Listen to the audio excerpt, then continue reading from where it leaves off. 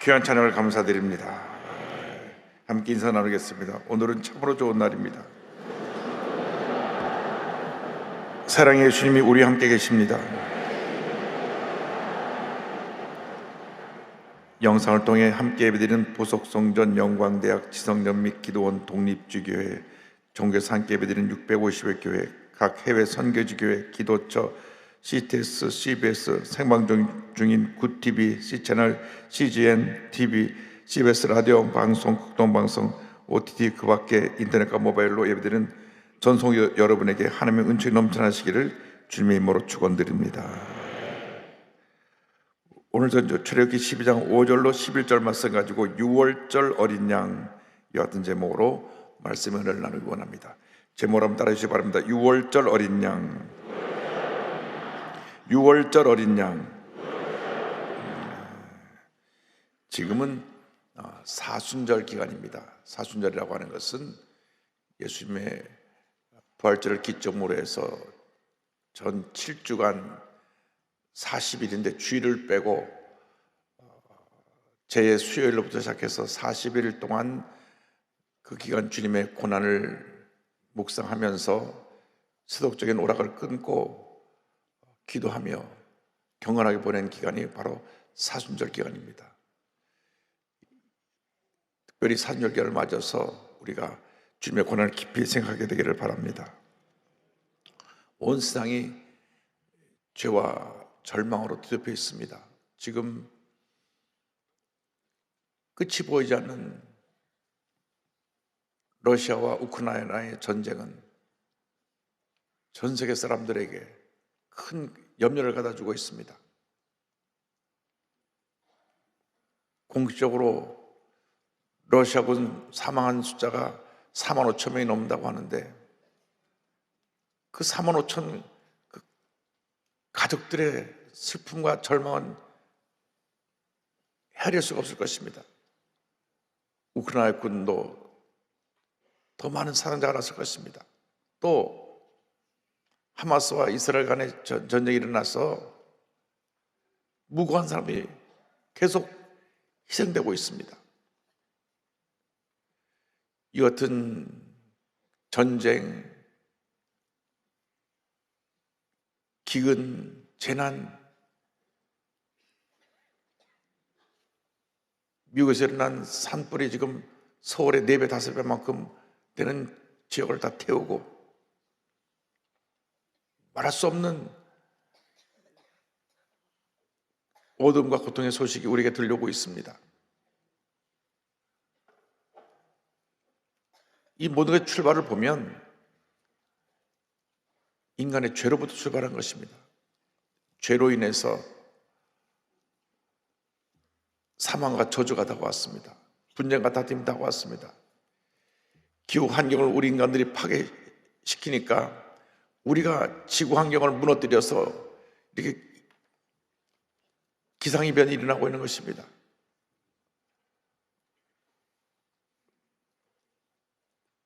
죄에서 우리가 자유함을 받을 길은 오직 우리의 구세주 예수 그리스도밖에 없습니다. 예수 그리스도만이 온 인류의 희망입니다. 이상 그 어떤 종교가, 이상 그 어떤 사람이, 이상 그 어떤 권력이 우리를 죄에서 자유케 하지 못합니다. 이상의 모든 인간의 노력은 우리를 더 깊은 절망으로 이끌어가는 것입니다. 예수님께서 우리의 죄 문제를 해결하기 위해서 이 땅에 오셔서 십자가에 달리신 것입니다. 예수님의 십자가 사건을 가장 구약에서 우리에게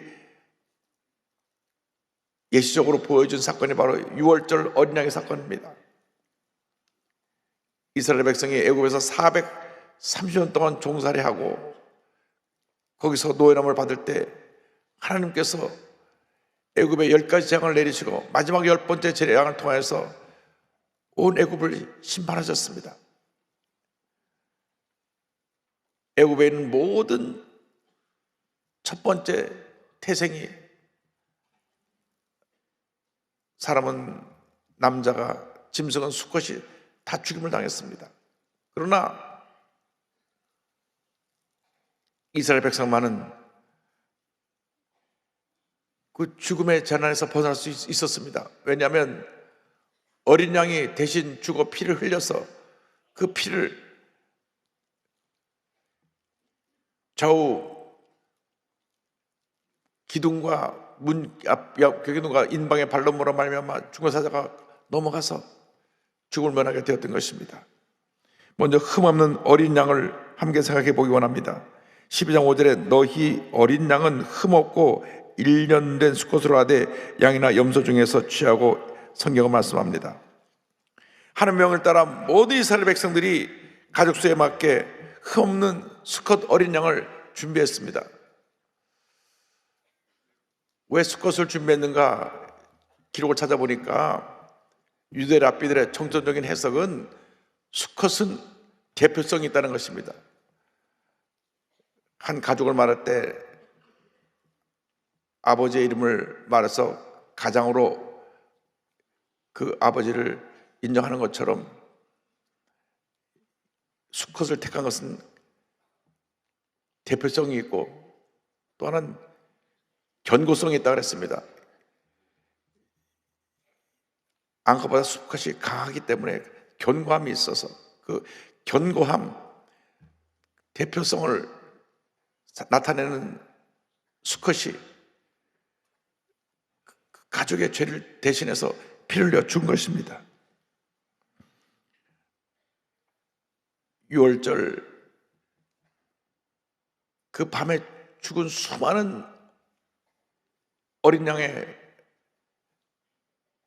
그 죽음은 장차 십자가 달려 고난당할 예수님의 희생을 상징하고 있습니다. 침례 요한이 예수께서 나오심을 보고 이렇게 외쳤습니다. 요한복음 1장 29절입니다. 이튿날 요한이 예수께서 자기에게 나오심을 보고 이르되 보라 세상 죄를 지고 가는 하나님의 어린 양이로다. 흠없는 어린 양이 이스라엘 백성의 죄를 대신해서 죽은 것처럼 죄 없고 흠없으신 예수님이 육신을 입고 이 땅에 오셔서 희생이 되어 주셔서 십자가 달려 돌아가신 것입니다. 죄와 아무런 상관이 없는 예수님이 허물이 없고 순수하시고 정결하시고 못 하나 부족하면은 온전하신 우리 주 예수님이 이 땅에 오셔서 육신 입고 이 땅에 오셔서 친히 6월절 어린 양이 되어 주셨습니다. 빌립보서 2장 6절로 8절은 설명합니다. 그는 근본 하나님의 본체시나 하나님과 동등됨을 취할 것으로 여기지 아니하시고 오히려 자기를 비워 종의 형체를 가지사 사람들과 같이 되셨고 사람의 모양으로 나타나사 자기를 낮추시고 죽기까지 복종하셨으니 곧 십자가에 죽으심이라. 흠없는 어린 양 이스라엘 백성을 대신하여서 죽임을 당한 것처럼 죄 없으신 예수님께서 온 인류의 죄를 대신하여서 온 인류의 죄를 짊어지시고 십자가 달려 돌아가신 것입니다. 이 놀라운 은혜와 사랑에 대해서 우리는 감사하고 또 감사하고 또 감사해야 되는 것입니다. 우리 인간의 스스로의 힘으로는 죄를 해결할 수가 없습니다. 우리는 죄에 눌려 살다가 죄 가운데 죽어가는 절망적인 존재였는데 웬일인지 예수님의 십자가 죽음으로 말미암아 십자가 대속으로 말미암아 우리가 죄에서 노임을 받게 된 것입니다. 예수를 믿는 그 순간부터 하늘나라 갈 때까지 우리 입술에서는 넘치는 감사의 고백이 드려져야 되는 것입니다. 나 같은 죄인을 살려 주님의 은혜를 감사합니다. 감사는 신앙인의 본분입니다. 나 같은 죄인이 구원받아 하나님의 자녀가 되었으니 우리는 자다 깨어서도 주님의 은혜를 감사합니다. 감사하는 하나님의 자녀가 되어야 하는 것입니다. 근데 이 흠없는 어린 양이 이스라엘 백성의 죄를 대신해서 피를 흘렸습니다.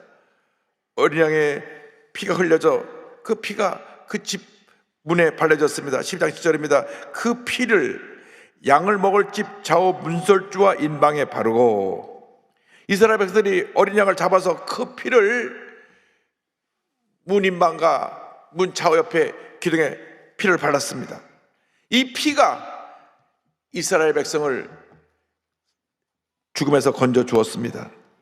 어린 양의 피는 모든 죄를 사하시는 예수님의 피를 상징하고 있습니다. 구약의 제사는 피의 제사입니다. 히브리서 9장 22절입니다. 율법을 따라 거의 모든 물건이 피로써 정결하게 되나니 피 흘림이 없은즉 사함이 없느니라.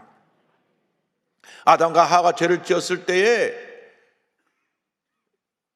그들의 죄를 깨닫고 그들의 죄를 사하시는 그 모습을 하나님께서 그들 앞에 보여주신 것이 바로 아담과 앞에서 죄 없는 짐승을 잡아 피를 흘리시고 그 가죽을 벗겨 옷을 입히신 것입니다. 아담과 하와는 자기들의 죄 때문에 그 앞에서 죄 없는 짐승이 죽어가는 모습을 보았습니다. 그 이후 모든 사람이 죄를 지을 때마다 그 죄를 대신해서 죄 없는 짐승이 피를 흘려 죽어야만 했습니다. 구약 4000년에서는 피의 제사입니다. 이 유월절 사건에도 마찬가지로 이스라엘 백성들에게 그 죽음의 사자가 와서 첫 번째 태생을 다 죽일 때에 피로 말미암아 죽음에서 노예함을 받을 수 있게 된 것입니다. 유월절의 것은 넘어갔다는 것입니다. 죽음의 사자가 이 피를 보고 넘어간 것입니다. 패스 오버했다는 것입니다. 그러나 피를 바르지 않은 애굽의 모든 특대생은 바로왕의 장자로부터 모든 집의 가축의 첫 번째 태생 수컷은 다 죽임을 당했습니다.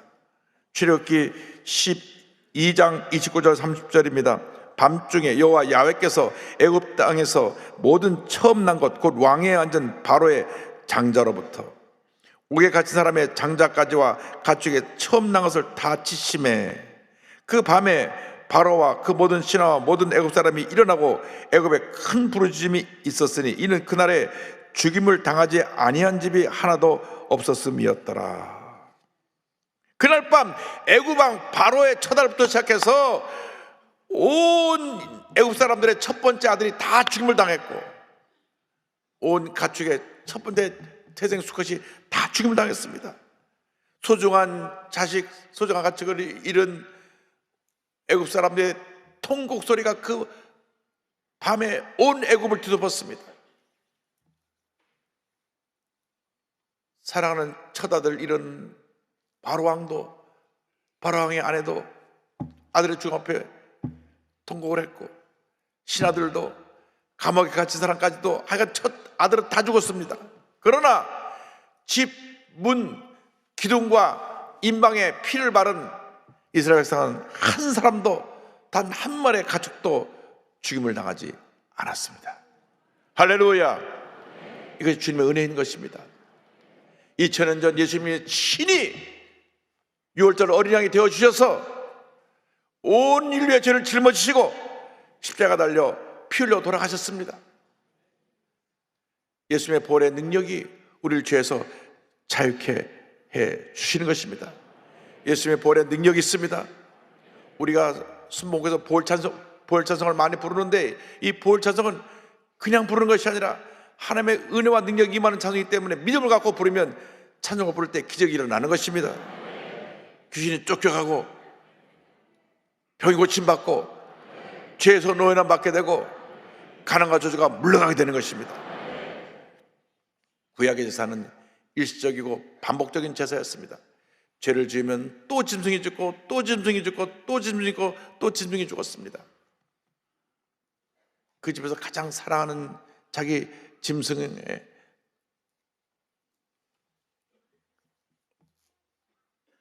어린 양들이, 염소들이, 또 가축들이 자기 죄 때문에 죽어가는 모습을 주인이 지켜보아야 했습니다. 히브리서 9장 11절은 설명합니다. 염소와 송아지의 피로 하지 아니하고 오직 자기의 피로 영원한 속죄를 이루사 단번에 성소에 들어가셨느니라. 이렇게 구약의 모든 제사는 그때마다 또 죽고 또 죽고 또 죽었는데 예수님은 단번에 영원한 제사를 이루신 것입니다. 구약의 제사는 불완전한 제사예요. 계속 반복되는 제사였지만 예수님의 제사는 단번에 영원히 드린 완전한 제사였던 것입니다. 날마다 예수의 보혈의 능력을 의지하게 되기를 주님으로 축원합니다. 예수님의 보혈의 능력을 의지하여 여러분 삶 가운데 모든 죄의 세력을 물리치고 흑암에서 물리치기 바랍니다. 모든 질병은 떠나갈지어다. 흑암에 가서 물러갈지어다. 내 마음속에 불안과 염려를 가져다주는 잘못된 모든 어두운 생각은 떠나갈지어다. 예수의 보령력으로 강건하게 될지어다. 여러분, 마음이 어두운 데서 자유함을 받게 되기를 바랍니다. 육신의 질림에서 자유함을 받게 되기를 바랍니다.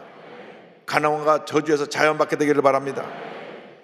볼의 공로를 찬양하고 주님의 은혜 가운데 깊이 들어가는 우리 모두가 되어야 할 것입니다.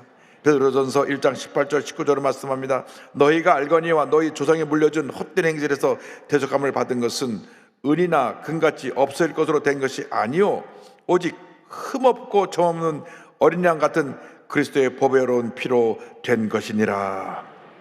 예수님의 보혈에는 위대한 능력이 있습니다. 죄사함의 능력이 있습니다. 병고침의 능력이 있습니다. 우리를 모두 하면서 자유케 하는 능력이 있는 것입니다. 예수의 보혈의 능력을 의지해서 날마다 승리의 삶을 살아가는 여러분 모두 되기를 바랍니다. 마음의 불안과 염려와 근심 걱정이 다가올 때 예수의 보혈의 능력을 의지해서 쫓아내시기 바랍니다. 물리치시기 바랍니다. 주님의 은혜가 여러분 삶 가운데 충만하게 되도록 늘 보혈의 능력을 의지해서 믿음으로 승리하는 여러분 되기를 주님의 이름으로 축원합니다. 피를 바르고 그리고 그날 밤에 그 죽은 어린 양의 고기를 구워서 먹으라고 했습니다. 8절 9절에 그 밤에 그 고기를 불에 구워 무교봉과 쓰나물과 아울러 먹되 날 것으로나 물에 삶아서 먹지 말고 머리와 다리와 내장을 다 불에 구워 먹고 성경은 말씀합니다. 저들이 떠날 준비를 다 한 다음 그 죽은 어린 양을 불에 구워 먹었습니다. 그리고 힘을 얻어서 430년 동안 종살이를 하던 애굽에서 떠나 약속의 땅 가나안을 향해 전쟁에 나갔던 것입니다. 이 어린 양의 고기는 하나님의 말씀을 상징합니다. 우리가 일상 살아가는 동안 우리의 영혼의 양식이 하나님의 말씀입니다. 말씀이 없이 우리가 이상 살아갈 수가 없습니다. 늘 주야로 말씀을 묵상하고 말씀을 지켜 행하는 여러분 모두가 되기를 바랍니다. 사람의 음성을 듣고 흔들리지 말고 하나님의 음성을 듣고 힘을 내고 모든 문제와 싸워 승리하는 여러분 되기를 바랍니다. 말씀은 능력이요 치료요 용서요 회복이요 기적인 것입니다. 말씀이 우리를 살립니다. 말씀이 우리를 회복시킵니다. 말씀이 우리에게 능력을 더해줍니다. 세상의 음성은 우리에게 어둠을 가져주지만 말씀은 우리에게 생명을 가져주고 기쁨을 가져주고 은혜를 가져주고 회복을 가져주는 것입니다. 그런데 이 고기를 불에 구워 먹으라고 한 말씀은 불은 성령의 능력을 상징합니다. 그래서 우리가 늘 말씀 읽고 기도함으로 성령 충만함을 받을 것을 말씀하고 있습니다. 왜 우리 삶 가운데 문제가 많습니까? 옛날같이 성령 충만하지 않기 때문에 문제가 많은 것입니다. 성령 충만할 때는 우리 입에서 원망, 불평 나올 그런 여유가 없었습니다. 그저 입만 열면 감사합니다, 감사합니다, 감사합니다. 성령 충만할 때는 교회학교에 와서 교실이 없어서 계단에서 주차장에서 부망공호하면서도 그냥 기쁘고 감사가 충만했습니다. 지금 아무리 건물을 리마든해서 좋게 만들어주고 또 만들어주고 이것이 부족합니다, 저것이 부족합니다, 끝없이 부족하다고 하는 말이 나옵니다. 그래서 우리가 옛날처럼 성령 충만하지 못하기 때문에 그렇습니다. 목사님, 시대가 바뀌었어요. 여러분, 물론 삶이 편해진 것은 사실입니다만은 성령의 능력은 변화되지 않았습니다. 성령의 능력을 사모하시기 바랍니다. 성령의 충만을 받으시기 바랍니다. 성령으로 충만하면 하나님의 은혜가 임합니다. 기쁨이 임합니다. 감사가 임합니다. 주님의 능력이 나타나게 되는 것입니다. 늘 말씀으로 충만하고 성령으로 충만해서 위대한 하나님의 도구로 쓰임받게 되기를 바랍니다. 근데 불에 구워 먹을 때 그냥 불에 그것만 구워 먹는 것이 아니라 누룩 없는 무교병과 쓴나물을 함께 먹으라 그랬습니다. 이 누룩 없는 무교병은 우리 삶 가운데 세상에 물지 않고 죄의 모습을 제거하라는 것을 말씀하고 있습니다. 고린도서 5장 7절입니다. 너희는 누룩 없는 자인데 새 덩어리가 되게 하여 묵은 누룩을 내버리라. 우리의 유월절 양 곧 그리스도께서 희생되셨느니라. 여러분, 이 세상 살아갈 때 여러분 삶 가운데는 이 죄의 모습들을 제거해야 됩니다. 날마다 죄와 싸워 승리해야 되는 것입니다. 아크론스 마귀는 어떻게 하든지 우리를 타락하고 넘어뜨려서 죄 가운데 빠지게 만들려고 합니다. 우리는 하나님의 거룩한 자녀들입니다. 말씀으로 충만하고 성령으로 충만하여 죄의 결박을 벗어버리고 죄의 욕을 물리치고 믿음으로 승리하는 주님의 일꾼들이 되어야 하는 것입니다. 동시에 쓴나물과 함께 먹으라 했습니다. 쓴나물은 이 이스라엘 백성들에게 430년 고난을 잊어버리지 말라고 하는 것입니다. 우리가 쓴 나무를 먹어야 되는 것은 주님의 고난을 잊어버리지 말아야 합니다. 고난은 우리에게 주신 주님의 축복입니다. 여러분, 예수 믿고 신앙생활할 때 끊임없이 문제가 되고 문제가 해결되지 않는 분들이 있을 것입니다. 그것은 축복입니다. 왜? 나를 다듬어서 연단시켜서 또 훌륭한 하나님의 일꾼으로 만들기 위해서 우리를 그 고난이라고 하는 풀무 속에 집어넣으시는 것입니다. 로마서 5장 3절로 4절을 말씀합니다. 다만 이뿐 아니라 우리가 환난 중에도 즐거워하느니 이는 환난은 인내는 연날은 소망을 이루는 줄 알미로다. 할렐루야. 그러므로 여러분 한평생 살아가는 동안에 나 같은 죄인이 구원받은 그 놀라운 은혜에 감사하고 또 감사하고 또 감사하고 또 감사해야 됩니다. 시편 146편 1절 2절을 말씀합니다. 할렐루야, 내 영혼아 여호와 야훼를 찬양하라. 나의 생전에 야훼를 찬양하며 나의 평생에 내 하나님을 찬송하리로다. 나의 평생에 내 하나님을 찬송하리로다. 나의 평생에 내 하나님을 찬송하리로다. 할렐루야. 여러분, 주님의 감사하며 사시길 바랍니다. 주님의 사랑에 감동되어서 나 같은 죄인 살이 주님의 은혜 너무 감사합니다. 감사합니다. 감사합니다. 주님의 사랑에 감동되어 주의 사랑을 실천하며 나에게 고통을 주고 상처 준 사람을 다 용서하고 주님의 은혜 가운데 복된 삶을 살아가는 여러분 모두 되시기를 주님의 이름으로 축원합니다. 제가 설교를 준비하다가 손양원 목사님 따님의 그 간증을 듣고 또 읽었습니다. 얼마나 큰 감동을 받은지 모릅니다. 1948년 10월 19일 날 여수순천 반란 사건이 일어납니다. 여수순천 국방경비대 14연대 좌익계 장교들이 좌익계 남로당을 모집해서 군대를 조직해가지고 좌익계 시민들과 반란을 일으켜서 일주일 동안 3,500명을 학살하고 500명이 행방불명이 실종된 그 사건이 바로 여수순천 반란 사건입니다. 이 반란 사건이 난 이틀 만에 손양 목사 아들 동인이 25살, 동신이 19살이 잡혀갔습니다. 그런데 이 큰아들 동인을 잡은 것은 같은 반 동료였습니다. 동료 중에 이 공산주의 생각에 물든 좌익 청년이 그를 붙잡아 가지고 너 미국 제국주의 앞잡이지? 이 큰 아들이 기독교 학생회 회장이었는데 그를 붙잡아서 형과 동생을 붙잡아가지고 얼마나 때렸든지 온몸이 피청하게 두들겨 맞고 순천경찰서 뒤로 끌고 가서 총살해 죽였습니다. 죽은 그를 또 와서 확인 사살까지 했습니다. 죽기 전에 그는 외칩니다. 이제 나는 죽으면 청으로 간다마는 너희들은 그 죄값을 또 어떻게 치르려 하느냐. 지금이라도 예수 믿고 회개하도록 해라. 같은 반에 친구였는데 이렇게 좌익사상 공산주의에 물드니까 예수 믿는다고 끌어내서 몽둥이로 두들겨 패서 온몸 피청이 되게 하고 형을 쏴 죽이고 동생도 쏴 죽였습니다. 그때 여동생 동희는 16살입니다. 16살인데 오빠 참 너무나 오빠를 사랑했는데 오빠 둘이 죽었다는 얘기를 듣고 여수에서 순천까지 36km 거리인데 모든 교통편이 다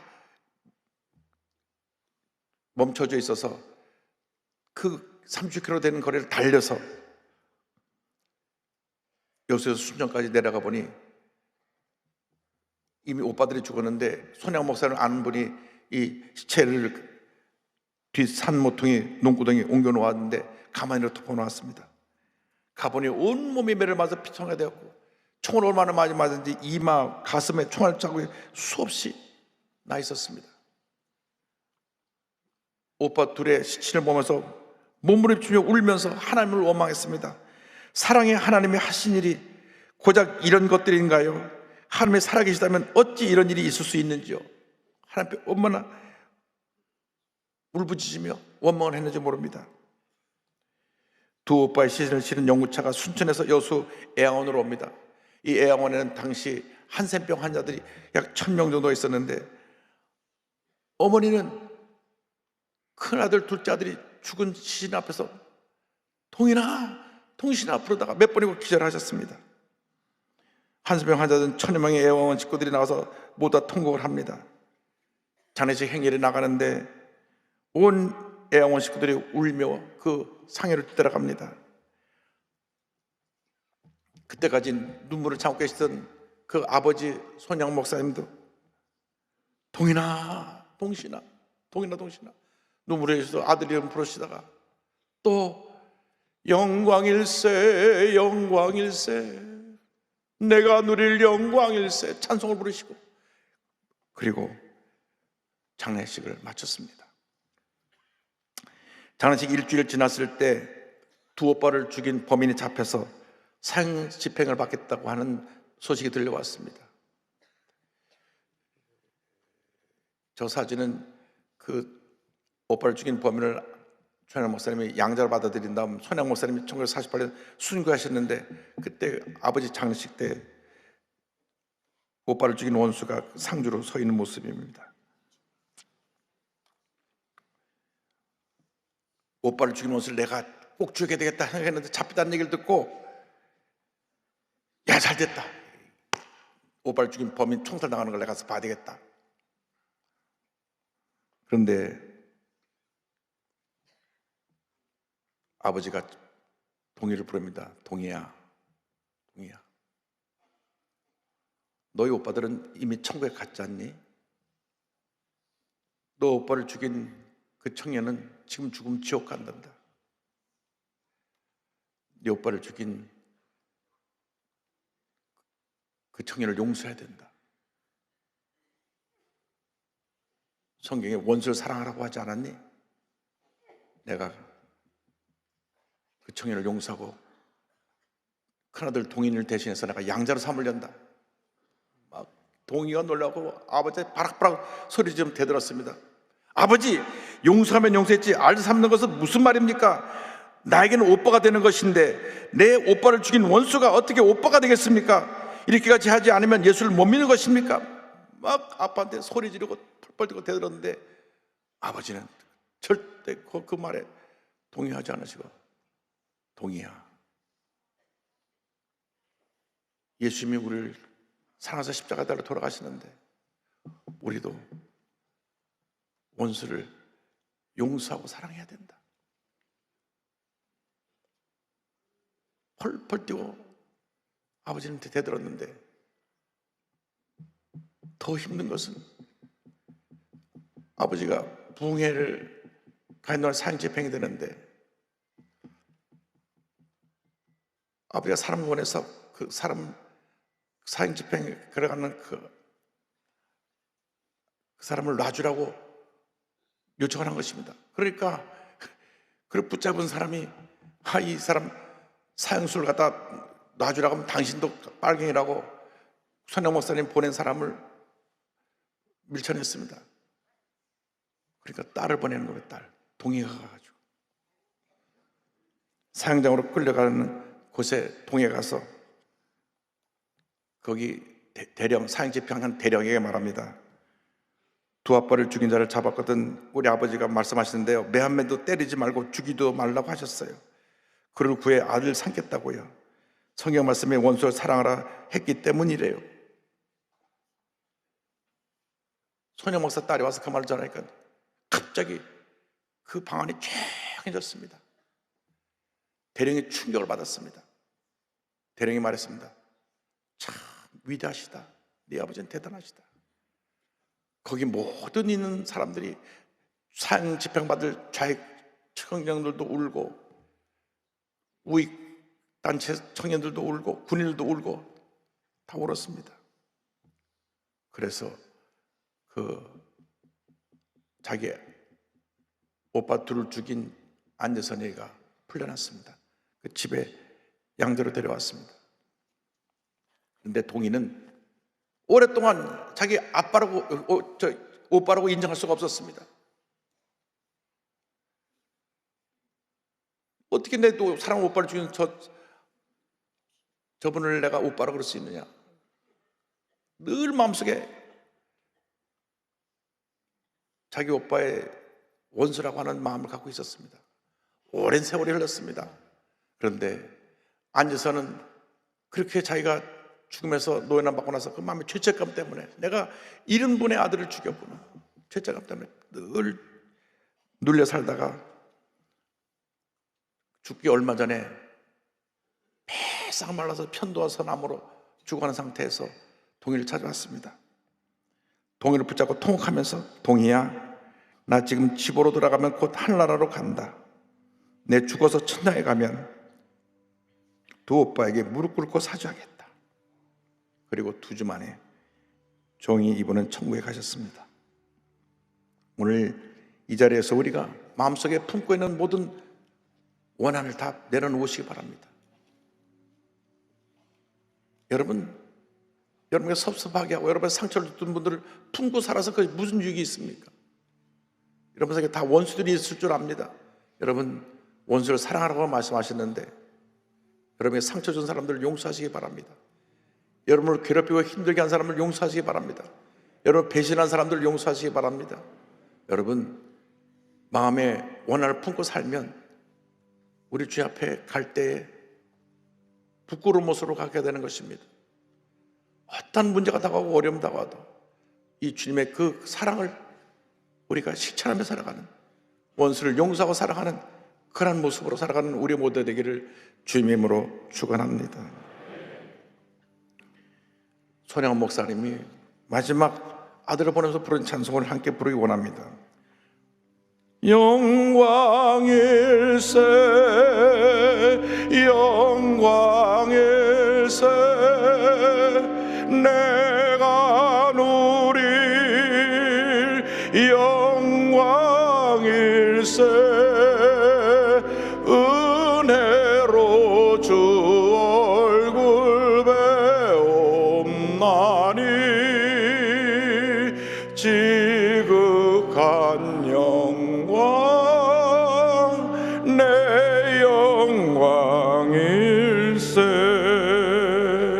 고생과 수고가 다 지난 후 광명한 천국에 편이실 때 주님을 모시고 나 살리니 영원히 빛나는 영광일세 영광일세 영광일세 내가 누릴 영광일세 은혜로 주 얼굴 배옵나니 지극한 영광 내 영광일세.